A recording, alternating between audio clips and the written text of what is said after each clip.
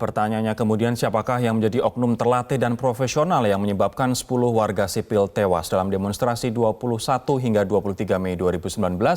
Untuk membahasnya telah bergabung dari Lampung Wakil Ketua Tim Pencari Fakta Komnas HAM BK Ulung Hapsara. Mas BK, selamat malam.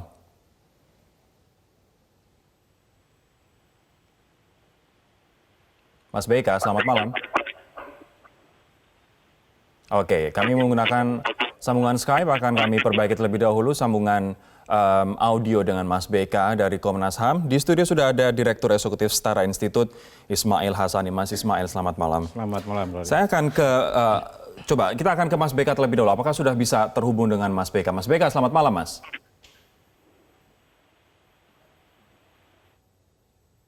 Oke, kita akan nantikan sambungan audionya untuk ke Mas BK. Namun saya akan ke Mas Ismail terlebih dahulu. Ini temuan-temuan Komnas HAM yang dirilis hari ini menemukan bahwa 8 dari 10 orang yang meninggal, 8 diantaranya adalah ditembak dengan menggunakan peluru tajam. Laporan dari Komnas HAM atau temuan dari mereka juga menyebut pelakunya bukan polisi karena polisi tidak dibekali oleh peluru tajam. Nah, menurut Setara Institut yang pernah memberikan pernyataan, Mas Hindardi waktu itu Ketua Setara Institut mengatakan bahwa kemungkinannya ada 2, pensiunan tentara atau kelompok radikal. Nah, berdasarkan temuan ini dari Komnas HAM, mana yang paling mendekati Mas Ismail antara 2 kelompok yang Anda curigai ini? Ya, pertama temuan ini saya kira mengkonfirmasi ya bahwa aktor kekerasan ini bukan datang dari unsur negara. Itu yang penting saya kira digarisbawahi. Kenapa saya katakan demikian? Karena dalam situasi konflik biasanya juga negara entertain sebuah konflik untuk kemudian memupuk legitimasi tindakan-tindakan represif tertentu. Tetapi ini kemudian terkonfirmasi.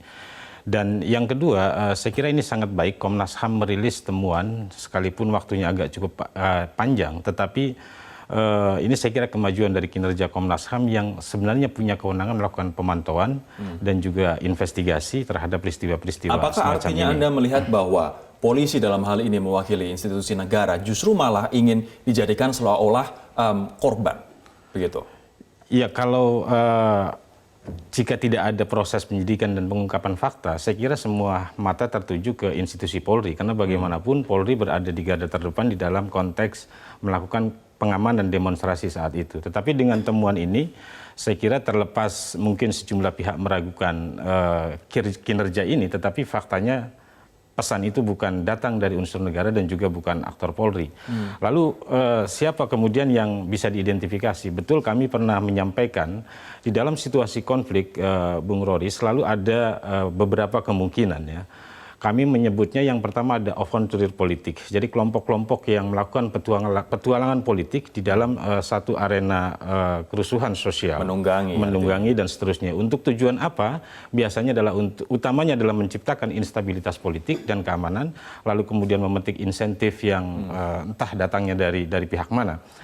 Yang kedua juga ada kelompok konflik entrepreneur. Ada kelompok-kelompok ya agak mirip dengan avanturir politik yang memang juga senang menciptakan konflik. Ya karena ya namanya konflik entrepreneur. Jadi dia tetap akan memetik keuntungan di situ. Dan yang ketiga, Pak Hendardi misalnya pernah menyatakan ada kelompok pensiunan tentara yang saya kira kita juga sudah melihat bagaimana kemudian Polri melakukan penindakan terhadap sejumlah pihak.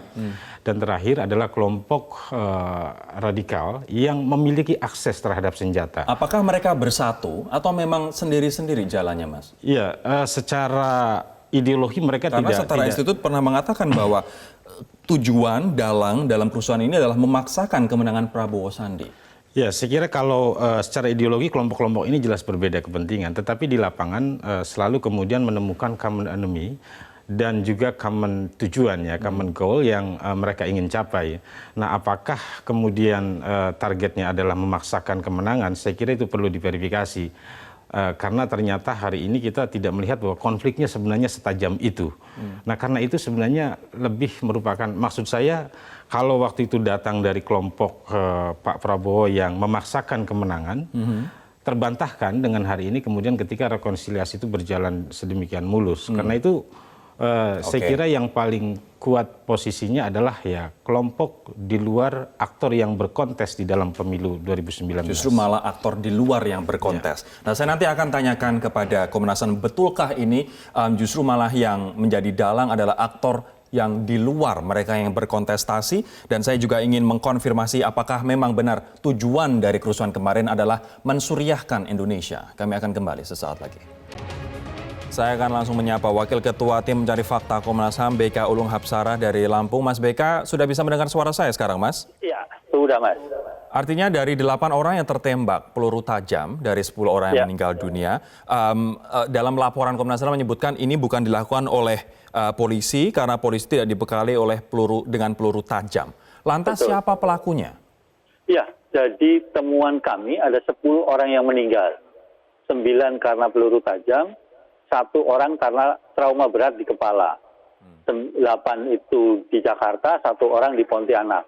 Dan memang temuan kami, dugaan pelakunya terlatih dan terorganisir. Terlatih karena si pelakunya memang memiliki kemampuan khusus untuk bisa menembak sasaran dalam situasi yang keotik. Yang ini tidak bisa dilakukan oleh masyarakat pada umumnya.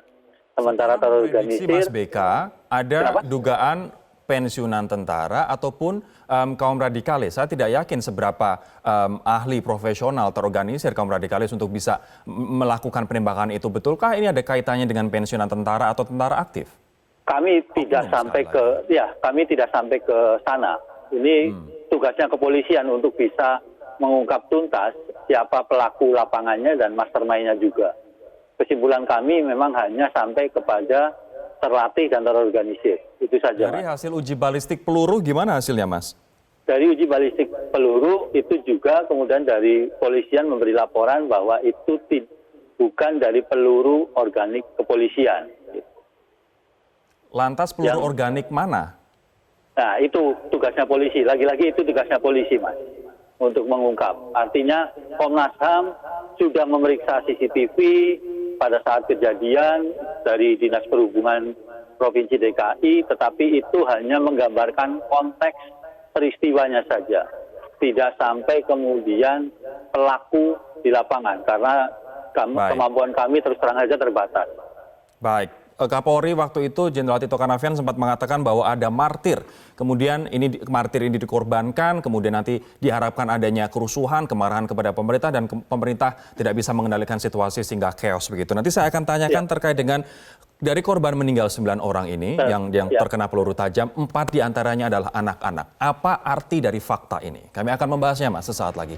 Saya akan kembali menyapa Mas BK dari Lampung, Wakil Ketua Komnas HAM yang bergabung bersama kami dari Lampung. Mas, ini dari 10 orang yang meninggal, 4 diantaranya adalah anak-anak. Apa arti dari fakta ini, bahwa 4 diantara yang meninggal adalah anak-anak? Ya, artinya yang pertama anak-anak dilibatkan dalam proses politik yang mereka sendiri tidak tahu.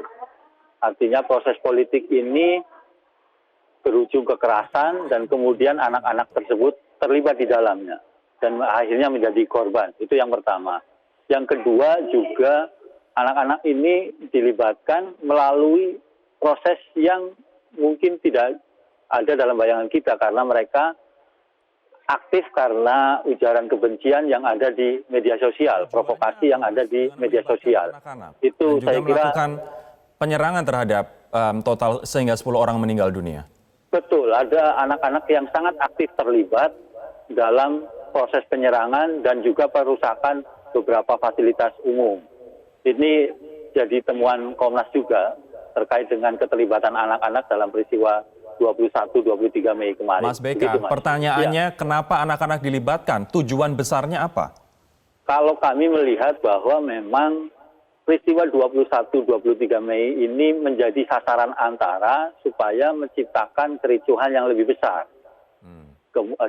Dibumbui dengan provokasi soal ketidakpuasan hasil pemilu dan kemudian ingin menciptakan suasana yang lebih keotik begitu, sehingga dan yang paling bisa menggalang emosi adalah anak-anak begitu.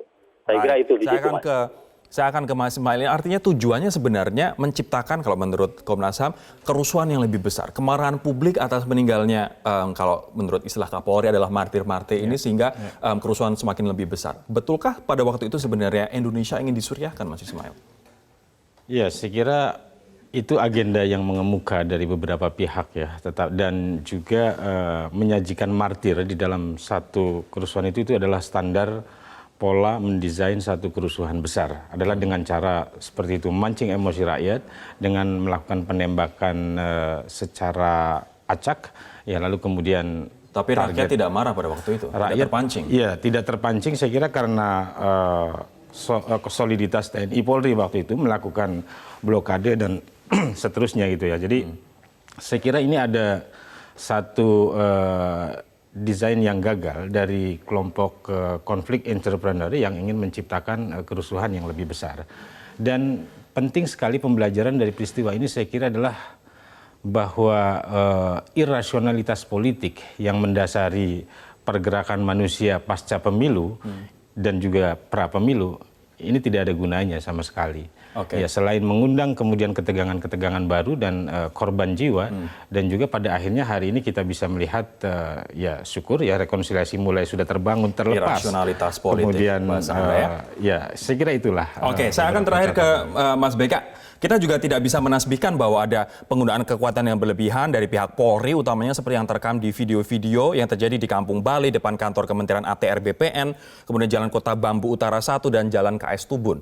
Apa rekomendasi Anda untuk Polri, Mas? Jadi ada tiga hal. Yang pertama adalah mengusut tuntas siapa saja pelaku kekerasan berlebihan itu atau penggunaan kekuatan berlebihan itu. Yang kedua kemudian menghukum para pelaku tersebut, begitu sesuai dengan derajat kesalahannya.